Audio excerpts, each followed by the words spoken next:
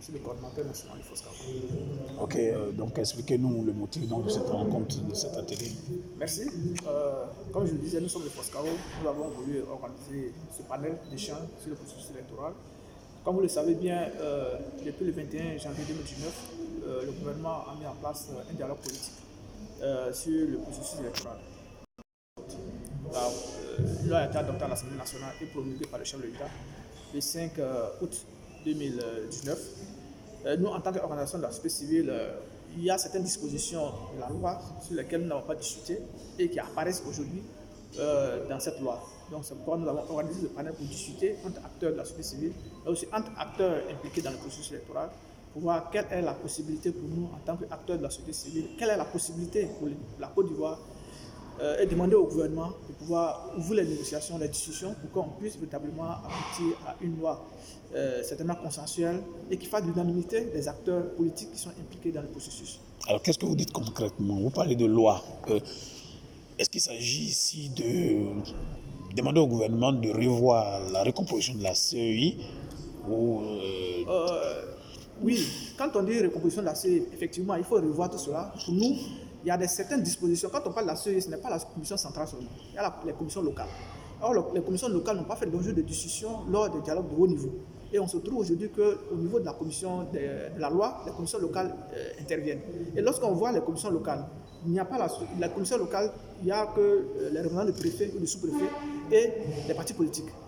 Il n'y a pas la société civile au niveau des commissions locales. Or, au niveau central, il y a la commission, la société civile. Donc, il faut à un certain moment une certaine harmonisation au niveau des commissions locales et les commissions centrales pour qu'on puisse avoir les clés. On sait très bien que le rôle prépondérant que jouent les commissions locales au niveau de l'organisation des élections. Donc, il faut que ces acteurs aussi puissent être véritablement... il y a un équilibre entre ces acteurs-là pour qu'on puisse avoir une élection transparente. On se rappelle très bien que lors des élections locales, les crises que nous avons eues au niveau des élections locales sont parties au niveau des élections des commissions locales. La commission centrale n'avait pas aussi de problème, mais c'est au niveau des commissions locales.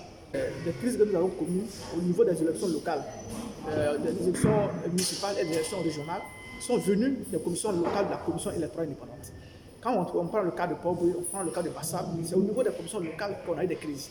Alors, aujourd'hui, on se rappelle, on voit que ce sont les mêmes commissions locales qui ont été reconduites sans la société civile à ce niveau. Nous pensons qu'il faut que cela aussi soit en harmonie avec la commission centrale, faire en sorte que les commissions locales soient en harmonie avec la commission centrale.